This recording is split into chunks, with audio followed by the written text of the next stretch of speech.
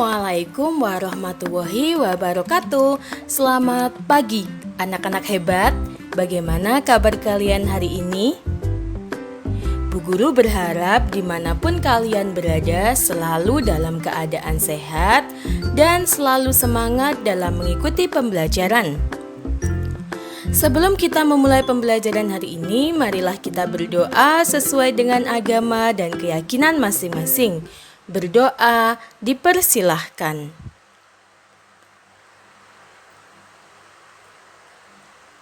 Berdoa selesai. Hari ini kita akan belajar materi tema 8, subtema 3, pembelajaran yang keempat. Anak-anak hebat, pernahkah kalian membaca cerita yang berjudul Cindelaras?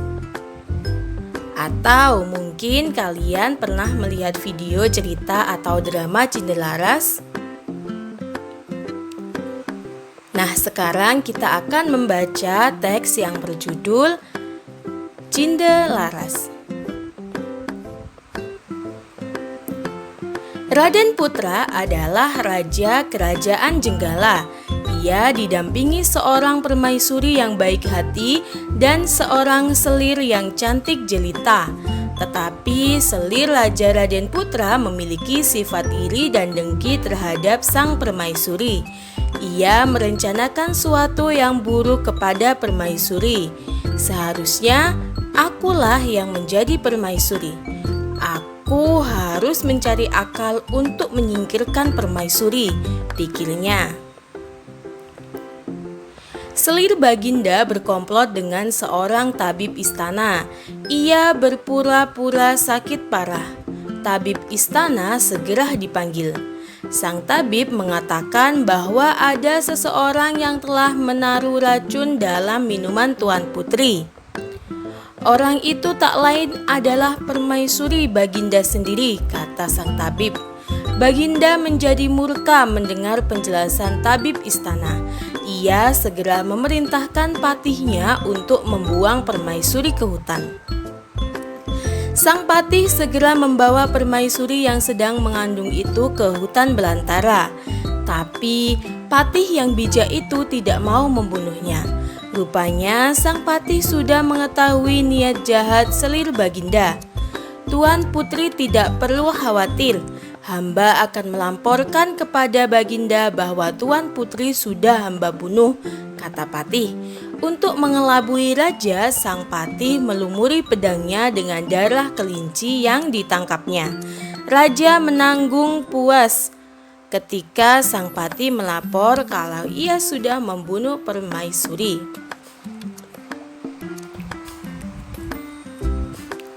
Setelah beberapa bulan berada di hutan, lahirlah anak sang permaisuri. Bayi itu diberinya nama Cindelaras. Cindelaras tumbuh menjadi seorang anak yang cerdas dan tampan. Sejak kecil ia sudah berteman dengan binatang penghuni hutan. Suatu hari, ketika sedang asyik bermain, seekor Raja Wali menjatuhkan sebutir telur. Raja Wali itu baik sekali. Ia sengaja memberikan telur itu kepadaku. Setelah 3 minggu, telur itu menetas. Cindelaras memelihara anak ayamnya dengan rajin. Anak ayam itu tumbuh menjadi seekor ayam jantan yang bagus dan kuat. Tapi ada satu keanehan. Bunyi kokok ayam jantan itu sungguh menakjubkan. Kukuruyuk, tuanku Cindelaras, rumahnya di tengah rimba, atapnya daun kelapa, ayahnya Raden Putra. Cindelaras sangat takjub mendengar kokok ayam dan segera memperlihatkannya pada ibunya. Lalu ibu Cindelaras menceritakan asal-usul mengapa mereka sampai berada di hutan. Mendengar cerita ibundanya, Cindelaras bertekad untuk ke istana dan membeberkan kejahatan selir Baginda. Setelah diizinkan ibundanya, Cindelaras pergi ke istana ditemani oleh ayam jantannya. Ketika dalam perjalanan, ada beberapa orang yang sedang menyabung ayam. Cindelaras kemudian dipanggil oleh para penyabung ayam. "Ayo, kalau berani, adulah ayam jantanmu dengan ayamku," tantangnya. "Baiklah," jawab Cindelaras. Ketika diadu, ternyata ayam jantan Cindelaras bertarung dengan perkasa dan dalam waktu singkat ia dapat mengalahkan lawannya. Setelah beberapa kali diadu, ayam Cindelaras tidak terkalahkan. Ayamnya benar-benar tangguh. Berita tentang kehebatan ayam Cindelaras tersebar dengan cepat. Raden Putra pun mendengar berita itu. Kemudian Raden Putra menyuruh hulu balangnya untuk mengundang Cindelaras. "Hamba menghadap Paduka," kata Cindelaras dengan santun. "Anak ini tampan dan cerdas, sepertinya ia bukan keturunan rakyat jelata," pikir Baginda. Ayam Cindelaras diadu dengan ayam Raden Putra dengan satu syarat. Jika ayam Cindelaras kalah, maka ia bersedia kepalanya dipancung. Tetapi jika ayamnya memang, maka setengah kekayaan Raden Putra menjadi milik Cindelaras. 2 ekor ayam itu bertarung dengan gagah berani. Tetapi dalam waktu singkat, ayam Cindelaras berhasil menaklukkan ayam sang raja. Para penonton bersorak-sorai mengeluk-elukan Cindelaras dan ayamnya. "Baiklah, aku mengaku kalah. Aku akan menepati janjiku. Tapi siapakah kau sebenarnya, anak muda?" tanya Baginda Raden Putra. Cindelaras segera membungkuk seperti membisikkan sesuatu pada ayamnya. Tidak beberapa lama ayamnya segera berbunyi, "Kukuruyuk, tuanku Cindelaras, rumahnya di tengah rimba, atapnya daun kelapa, ayahnya Raden Putra." Ayam jantan itu berkokok berulang-ulang. Raden Putra terperanjat mendengar kokok ayam Cindelaras. "Benarkah itu?" tanya Baginda keheranan. "Benar Baginda, nama hamba Cindelaras, ibu hamba adalah Permaisuri Baginda."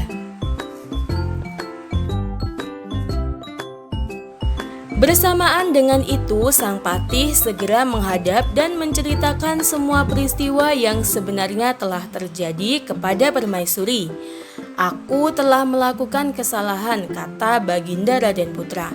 "Aku akan memberikan hukuman yang setimpal pada selirku," lanjut Baginda dengan murka.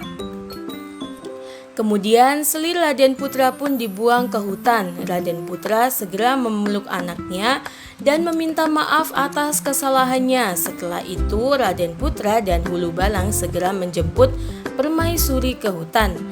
Akhirnya Raden Putra, Permaisuri dan Cindelaras dapat berkumpul kembali. Setelah Raden Putra meninggal dunia, Cindelaras menggantikan kedudukan ayahnya. Ia memerintah negerinya dengan adil dan bijaksana.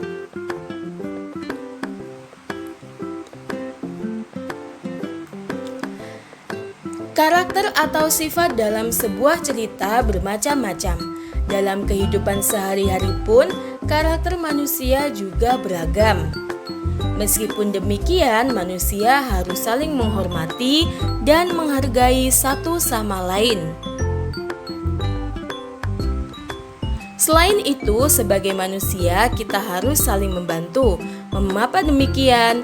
Kita hidup pasti memerlukan orang lain untuk memenuhi kebutuhan hidup. Bagaimana cara manusia memenuhi kebutuhan hidup?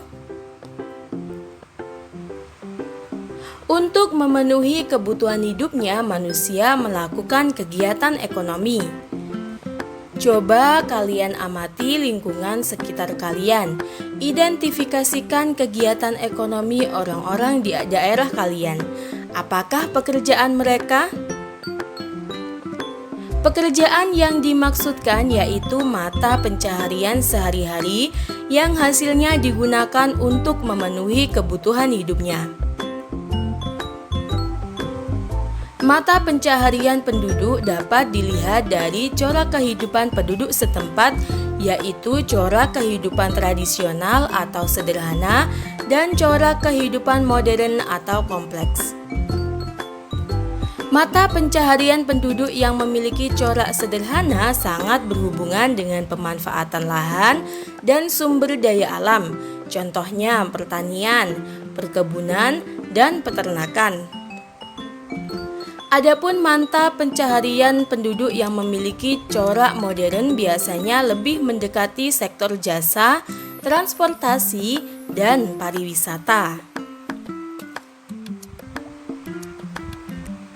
Anak-anak hebat, adanya keragaman jenis pekerjaan dalam kegiatan ekonomi penduduk Indonesia menunjukkan adanya perbedaan karakteristik individu dalam masyarakat. Adanya karakteristik individu dalam masyarakat sangat bermanfaat bagi pemenuhan kebutuhan hidup masyarakat dalam kehidupan sehari-hari. Masih banyak manfaat lain adanya keragaman karakteristik individu dalam masyarakat, terutama dalam kegiatan ekonomi. Contohnya sebagai berikut. Yang pertama, menumbuhkan sikap nasionalisme. Sikap nasionalisme dalam diri setiap individu dapat tumbuh dengan adanya rasa cinta tanah air. Rasa cinta tanah air tercermin dari sikap mau menerima keragaman karakteristik individu dalam masyarakat sebagai kekayaan khazanah budaya bangsa Indonesia. Dengan demikian, masyarakat akan senantiasa menjaga keragaman karakteristik individu dalam masyarakat, bukan menghilangkan keragaman tersebut. Yang kedua, menciptakan identitas bangsa di mata internasional. Keragaman karakteristik masyarakat Indonesia telah dikenal bangsa-bangsa dunia sebagai identitas diri bangsa Indonesia. Indonesia terkenal sebagai bangsa yang beragam karakteristik masyarakatnya, tetapi bisa bersatu dalam keutuhan Negara Kesatuan Republik Indonesia. Yang ketiga, alat pemersatu bangsa. Keragaman karakteristik masyarakat Indonesia pada hakikatnya menjadi alat pemersatu bangsa, bukan sebagai pemecah persatuan dan kesatuan bangsa. Kunci sukses mempertahankan persatuan dan kesatuan dalam keragaman yaitu memegang teguh semboyan bangsa Indonesia Bhinneka Tunggal Ika, yang artinya berbeda-beda tetapi tetap satu jua. Yang keempat, sebagai ikon pariwisata. Keragaman karakteristik masyarakat Indonesia akan memperkaya khazanah budaya bangsa. Kekayaan khazanah budaya masyarakat Indonesia yang beragam memberikan nilai keunikan dan keindahan tersendiri sehingga mampu menarik wisatawan mancanegara untuk mengetahui dan mempelajari keragaman budaya Indonesia. Kemudian yang kelima, menambah pendapatan nasional. Dengan menjadi simbol pariwisata, otomatis akan menambah devisa atau pendapatan negara. Hal tersebut bisa terjadi karena banyak wisatawan asing dan domestik yang berkunjung ke tempat-tempat pariwisata Indonesia. Dan yang keenam adalah memupuk sikap toleransi. Adanya keragaman karakteristik masyarakat Indonesia menuntut sikap toleransi yang tinggi dari segenap masyarakat Indonesia untuk tetap menjaga keutuhan Negara Kesatuan Republik Indonesia. Sikap toleransi antar masyarakat dapat ditunjukkan dengan sikap saling menghormati perbedaan yang ada, tolong-menolong tanpa mempermasalahkan perbedaan yang ada, dan menjunjung tinggi kepentingan bersama daripada kepentingan individu atau kelompok. Sekarang tugas untuk kalian. Yang pertama adalah sebutkan tokoh utama dan tokoh pembantu yang ada pada cerita Cindelaras. Soal yang kedua, sebutkan tokoh protagonis dan tokoh antagonis yang ada pada cerita Cindelaras beserta alasannya. Dan soal yang ketiga, tuliskan 5 tindakan sebagai bentuk toleransi keberagaman yang kalian lakukan di lingkungan tempat tinggal kalian masing-masing. Kerjakan di buku tulis ya anak-anak hebat. Pesan untuk kalian, toleransi dalam keberagaman adalah kunci utama dalam menciptakan persatuan dan kesatuan. Sampai di sini dulu pembelajaran kita hari ini. Akhir kata, wassalamualaikum warahmatullahi wabarakatuh.